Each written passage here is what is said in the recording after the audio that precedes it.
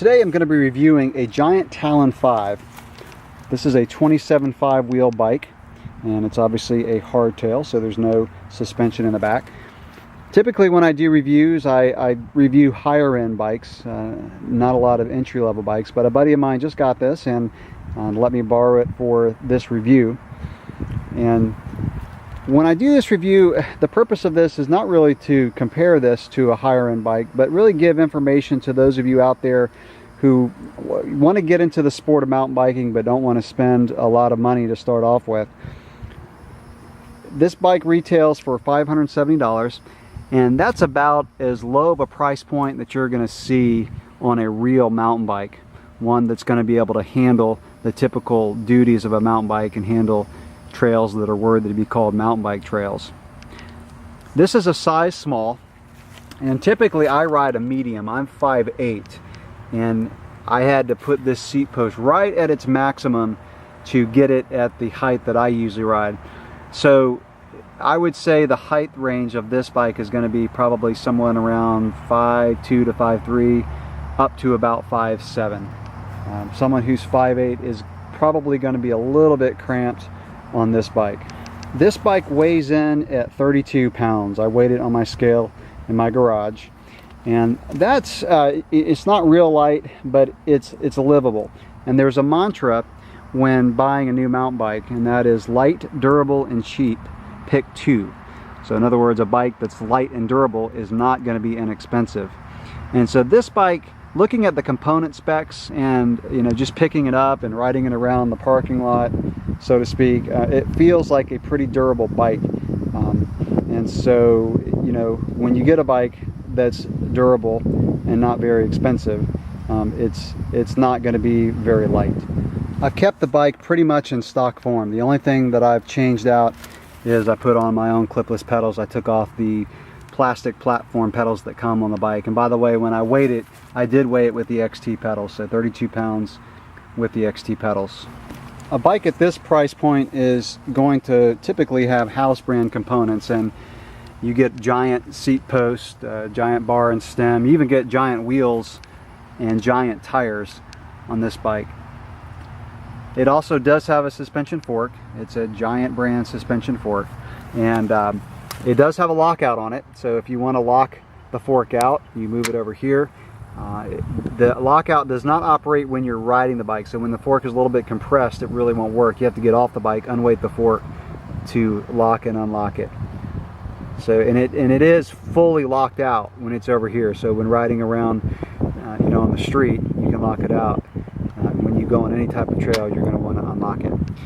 Now I'm going to do this review a little bit different than most of my other reviews, and I'm actually going to do this out on the trail.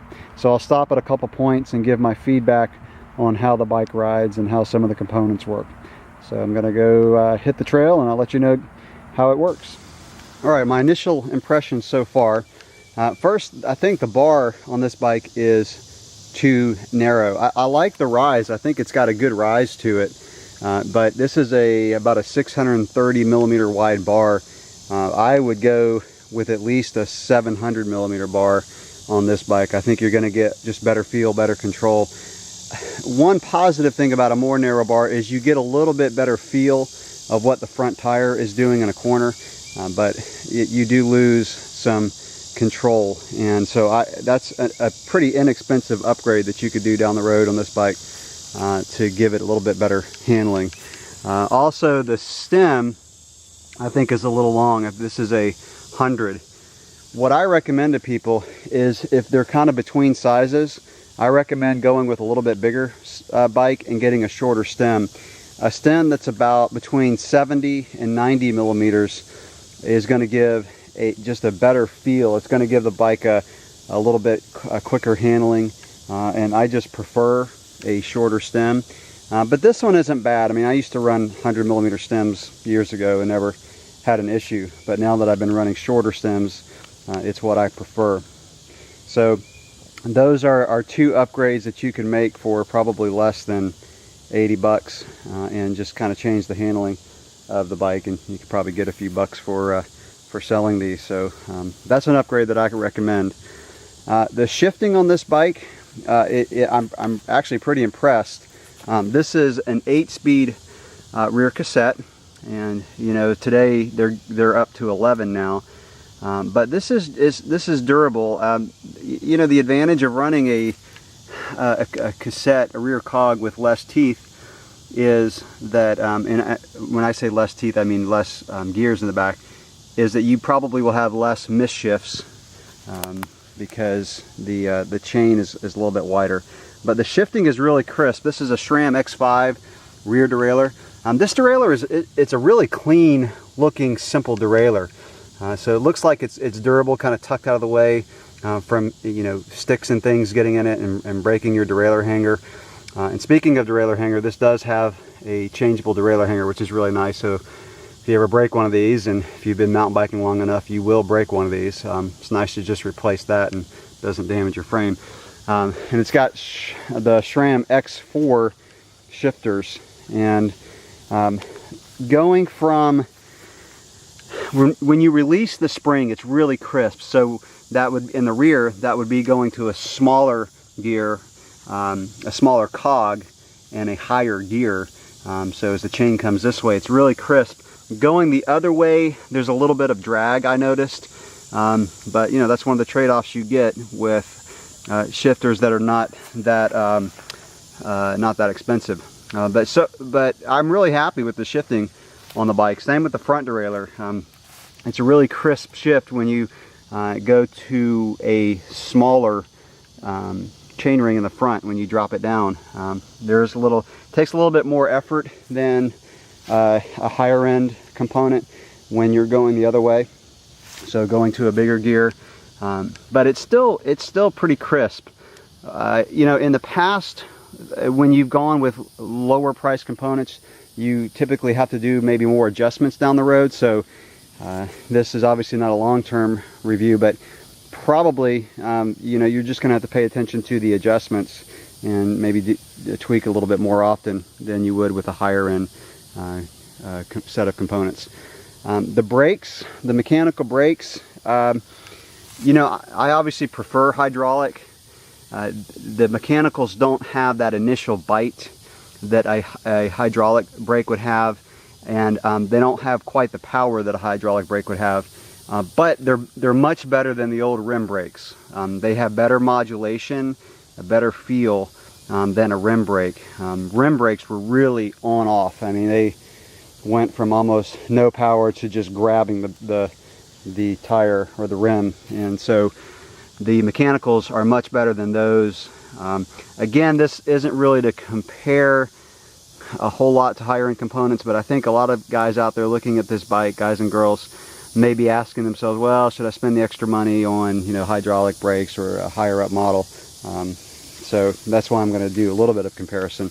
I do like the fact that Giant has run full housing for the brakes, and they've got the bosses here, so if you ever did want to upgrade to hydraulic brakes, it's already got the bosses. The nice thing about running full housing for the brakes is you've got less chance of stuff getting inside. I kind of wish they would have done it for the shifter cables. I like running full housing, and you know, like I said, it's less chance of getting junk inside the housing. The saddle on this bike is really comfortable. I actually have this type of saddle on my Giant Trance 27.5. Giant did a really good job with this saddle. It's got a little bit of the anatomical cutout, and long term I haven't had any comfort issues with this saddle, so probably this one's going to be the same way. So good news on that. I'm going to put in a little bit more ride time on this, and then I'll discuss kind of the ride characteristics and how it handles. All right, let me talk about how this bike rides. Let me start off with the fork. This fork is a pretty decent suspension fork on a $570 bike. The initial hit when you hit a bump on this bike is fairly plush, and I was actually impressed with how linear the fork felt. In other words, it didn't just ramp up real quick on its travel. The downside is it's got a really harsh topping out, so if you kind of wheelie the bike over something or go to bunny hop, it has just a clunk when it tops out. and you know, that's because it doesn't have the expensive rebound damping that an air spring fork, like a, you know, high-end box fork would have. But overall, I felt it gave the bike a pretty plush ride. It is going to bob quite a bit when you're out of the saddle sprinting. Again, that's because it doesn't have the damping characteristics of an expensive fork, but it's really not that bad. And you know, I'm really impressed with the fact that Giant has put this whole bike together for 570 bucks. I don't know how they did it, because this is a real mountain bike. This isn't a Walmart bike that's going to fall apart 2 trips in on a mountain bike ride. I think this bike is going to be really durable.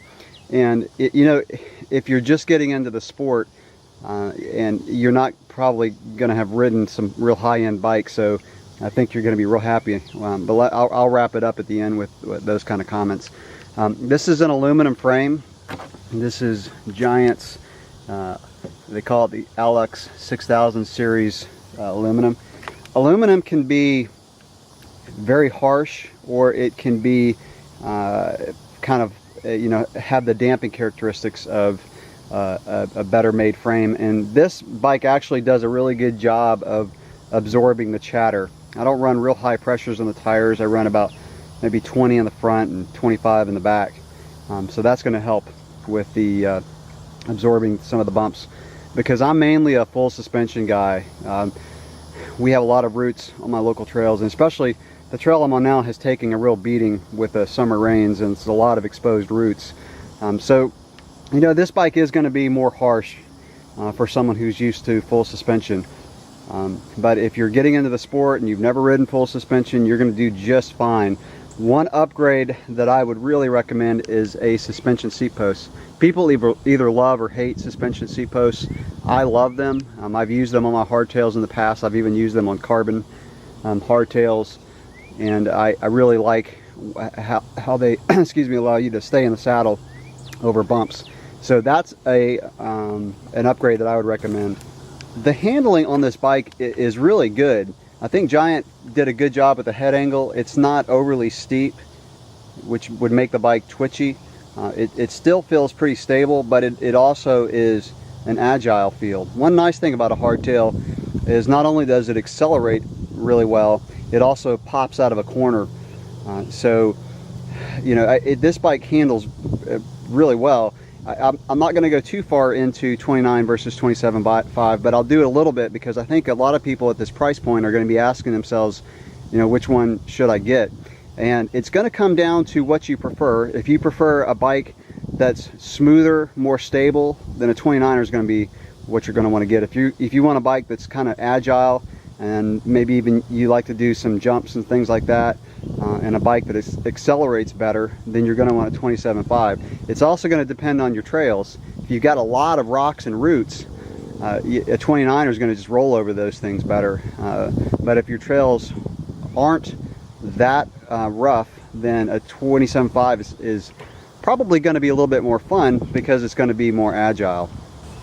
So to wrap up this review of the Talon 5 from Giant, like I said before, I'm really impressed with the quality of bike that Giant has put together at this price point.